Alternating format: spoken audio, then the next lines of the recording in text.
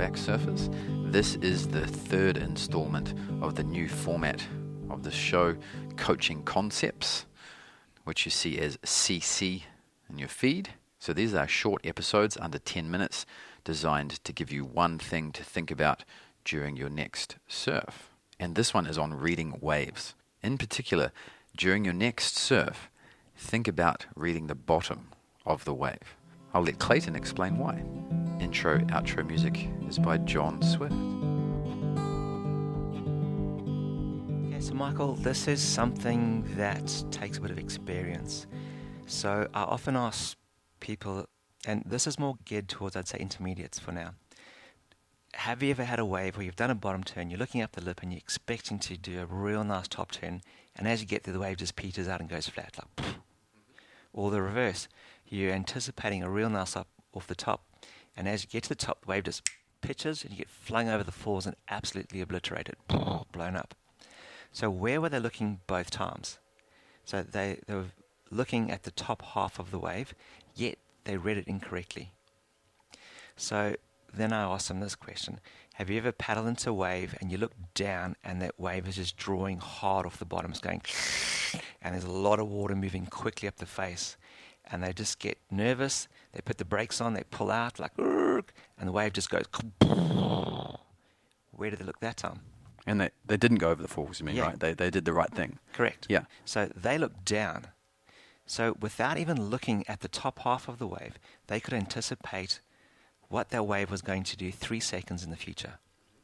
So you can take off in a wave and look at the bottom of it and read how much draw is sucking off the bottom and where that's about to happen. And if you get that correct, you'll be able to pinpoint where you should be doing your top turn. But most people surf mid-face and they don't go to the bottom. So they're not looking there. So they misread the top half of the wave as to what turn you should do and when you should do it. Now, you know, visually, if you look at something, you can read into it. But if you feel something, you'll understand it way better. So one step better than even looking at the bottom is to go down and actually to lean over and try to get your hand on the wave face and feel how much energy and how much lift and draw that wave has pulling up the face. And that there will give you a clear indication of whether that lip's going to barrel, whether it's soft enough that you can go up and actually connect with a re-entry, or if it's going to be soft and perhaps go for a roundhouse cutback. So yeah, read away from the bottom.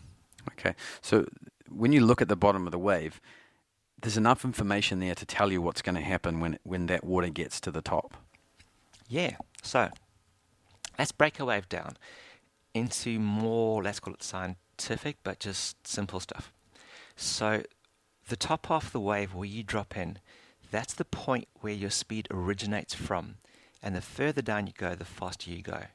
So if you only drop halfway down, you're only going to get half the amount of speed. But if you go all the way down to the bottom, that's where you're going to get the most amount of speed from. And also the shortest distance between the 2 points determines how quickly you get your speed.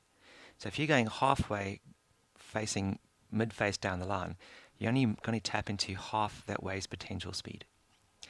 Now what happens at the bottom, as close to the foam as possible, that's where the wave is actually drawing water back up the face, and that's where the wave has the most amount of power. So what we do when we surf, when we drop in with speed, if our board is able to fit into the curve of the wave, we want to go in a straight line right down to the most powerful part of the wave, lean over in a bottom turn, and try to tap into all that power that's drawing up the face. And the leaning over makes us weightless, and tapping into that power almost lifts us up to the top half of the wave. And if we just add a little bit of technique into that and actually throw both our hands and coordinate a lift movement, we will effortlessly get drawn up to the top half of the wave and reconnect with that speed power zone off the top. Now what we want to do, we want to try to join the speed and power as close above each other as possible. So the more turning we're doing in a figure eight motion, the more effortlessly we are surfing. So in other words, the more flow we have. And we're also tapping into speed and power with flow. Hence, we're surfing to our judging criteria of speed, power, and flow. And that's top to bottom surfing, which is what we all want to do. Rail to rail, top to bottom surfing. Okay. By reading the bottom of the wave, you're predicting, not even predicting, you're learning what's going to happen at the top of the wave, right? Yeah, 100%. Yeah. So by getting better at, you're not going to learn to read the bottom of the wave unless you start looking there. So what it does, and this is what's so fantastic about it, it calms you down. Because now I can anticipate sections, and the bottom is telling me how fast or how slow to move. As soon as I can anticipate what's going to happen, I can start to relax. And the more I relax, the faster my body reacts to situations.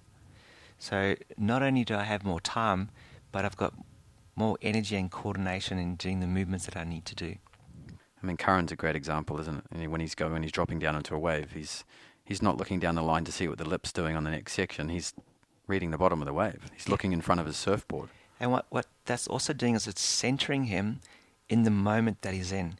He's not looking down the line and trying to surf in the future and then trying to anticipate what's going to happen in that future. He's actually feeling and processing the movement in the moment, and he's reacting to that moment, which makes his surfing look timeless.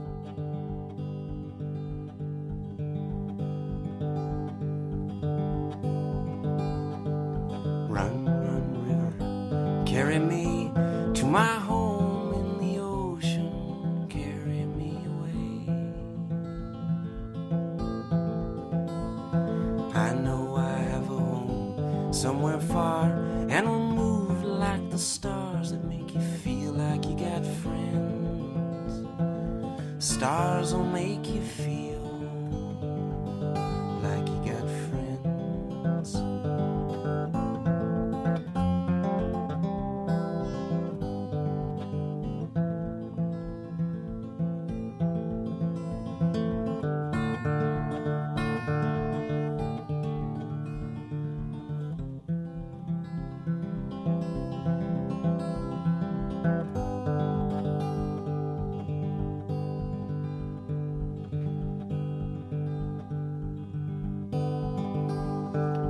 Follow the empty valley, past the hills, to the marshes of the estuary, calm and peaceful river. In the light of the moon, with the river, I do run in the hope that one day I will dive beneath the ocean. And that this river